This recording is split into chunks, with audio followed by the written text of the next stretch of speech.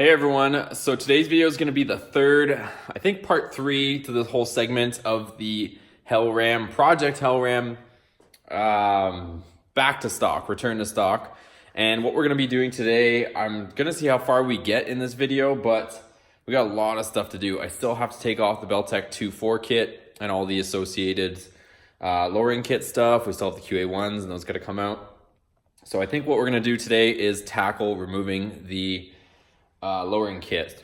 Since the wheels are off, I'm also going to be taking out the fender liners and I have to take off the headers and all that stuff. So we got a ton of work. I think we'll probably get to the headers in the next video, but first things first, the wheels got to come off whether we do the headers or the suspension. So let's pull the wheels off and then we'll get in there and probably start tackling this suspension and put the stock suspension back in. So the wheels are off, of course. Truck is suspended. And I think I'm gonna go ahead and tackle the rear first. So what we'll end up doing is we gotta take out both fender liners. They're just, you guys probably saw in the last video, they're held in by a series of 8mm screws. So we gotta take out these all around the perimeter, wrestle that stupid thing out. And we'll take out the fender liner on both sides. I think I'm gonna do both sides at the same time, like same sequence, because we gotta take out the QA1 shocks. We gotta take off that little bracket that adjusts the panhard bar, and we also have to take out the springs. So I don't think it's gonna take too long for the rear, to be honest, but let's just tackle it. We'll probably throw on a time lapse and let's get cracking.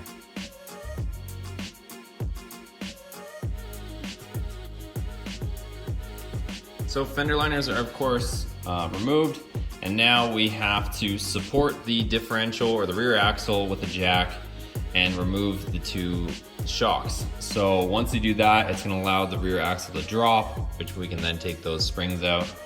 And that's almost it. We're gonna put the stock OEM shocks in place of these QA1s. And we also have to take out that little bracket. So let's go ahead and drop those shocks and we can let this rear axle drop. Here's the QA1. There's the stock shock. So you can see the difference in length, you guys. So it's about 2 inches shorter. Hopefully you guys can see all that in the camera view, but it's about 2 inches shorter. So I'm gonna just hang this in. I'm not gonna connect the bottom portion of it, but we'll hang the top. We can tighten the top bolts just so that we're ready to go once we get the stock springs in there. So I'm gonna install this. So that stock shock is installed on the top. Bottom is hanging like I mentioned. Let's go around the other side. We'll do the same thing and then we can drop the axle down.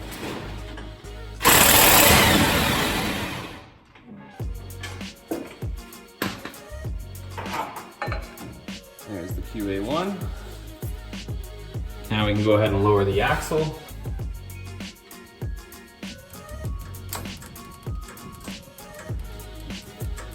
And the springs just kind of fall out like that, you guys. That's about it. You don't want to go too much because you got to wash out your brake lines, but just keep an eye on it. But you guys saw how easy it was. So along with the springs, we'll also have to take out these bump stops that are stuck in here. So I'll grab a screwdriver and pry these out. We're gonna have to put in the regular full-size ones. One other thing you're gonna notice is you do have to remove the sway bar end links. You'll see right here that it's pretty much taut, and even though you can get the belltech springs out, you can't get the stock massive springs in there without removing the sway bar end links. So you just have to remove just this joint right here, this ball joint on each side, so you can get the axle drop down further. So we're gonna go ahead and do that. So both sway bar end links are disconnected. You can see the other one on the other side disconnected there too.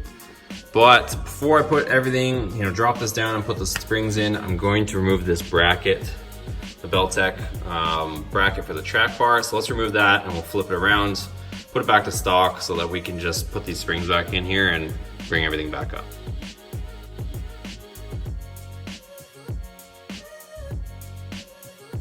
All right, so here's this funny bracket. Now we can flip our track bar back on the top. I do have to kind of align it a little bit so we can get the bolt in, but I don't think it's gonna be anything too crazy. Might even be able to do it right now with you guys, because there's quite a bit of play in this. Yeah, just like that. And then this thing has a built-in wing nut type deal. So we can just throw this on pretty easily. Throw that on. These are intact.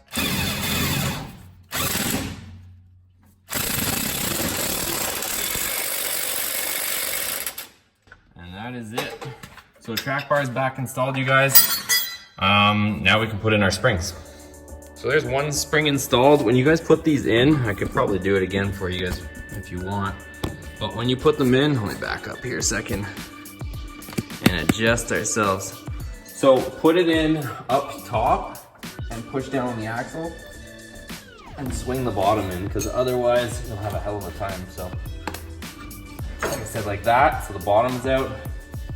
Tuck your top in and then put the bottom in like so. So that's it. Just make sure you're centered around this kind of cup here. So this one's ready. Let's move to the other side. So same deal. You're gonna notice this like small area on the spring, that's to fit on this locating kind of tab or pin there. You're gonna put your rubber thing on the back or on the top. And if there's already an indentation like mine, I just try to line it up so that we're not compressing new rubber. And same thing, put it in the top first. And then you can see we pretty much got it, but give it a little bit of help. And that is it, you guys. So we have the back 100% done. Everything's tight. Fender liners are in. Now it's time to tackle the front. So like I was mentioning, the front I'm pretty sure is a lot more involved. Front caliper has to come off. We have to split this ball joint, take off this sway bar end link, and then everything will kind of drop down. And that's how we can get the spring out. Also have to remove that nut. So a lot more to do. Also we have to disconnect the ABS sensor so that we can move the control arm or the spindle out of the way. Yeah, lots of stuff. If you guys are interested in this, check above. There's a link on how I actually did it. When I did the install, I don't want to get into too much on the install on this one because it's gonna get lengthy. So I'm just gonna throw a time lapse on this for you guys, whip right through it and show you guys the final result.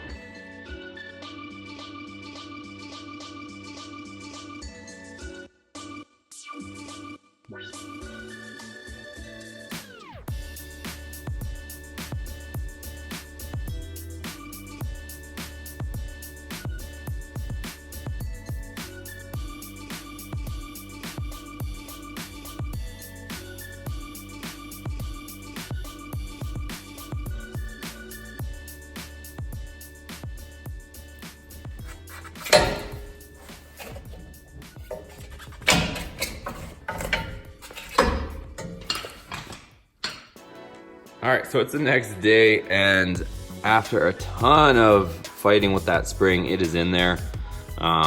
Those stock springs are so long that it's really awkward when you extend that lower control arm down or let it hang down.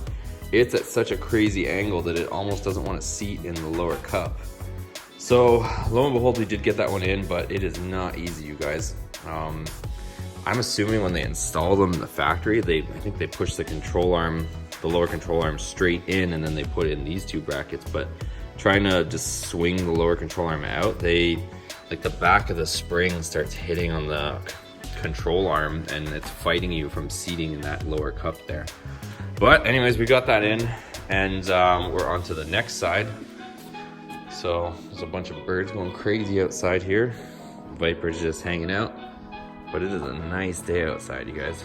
A little cloudy, might rain, but at the moment it's not too bad at all. Anyways, I'm part way into this one. I'll spare you guys kind of the nightmare, but kind of show you guys as we go along. So calipers off, same sequence, calipers off, rotor has to come off. We have to split the ball joint, take off tie rod ends, take off the sway bar end link, and then drop everything down and pull it out.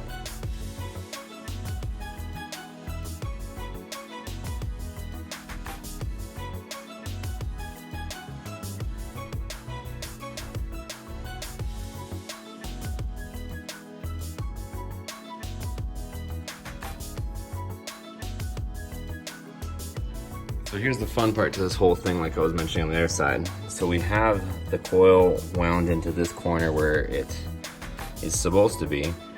And if you try putting in the top hat way, you run into this issue where the back of the coil starts hitting on the control arm here. So you can't compress this portion of the spring.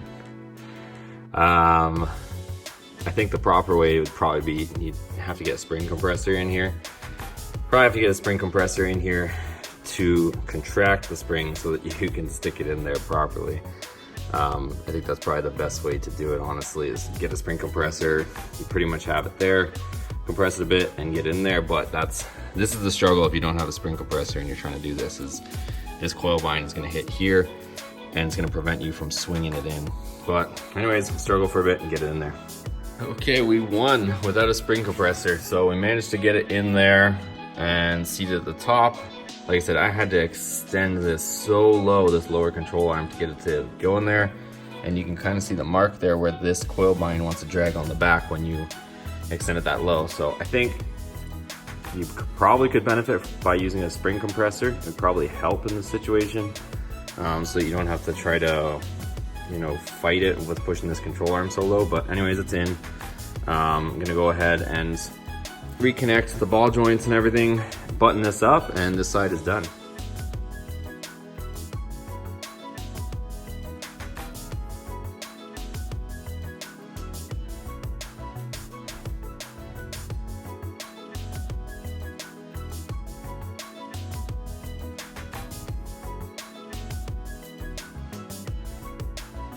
So that is it, guys. We got the front suspension, the stock suspension installed.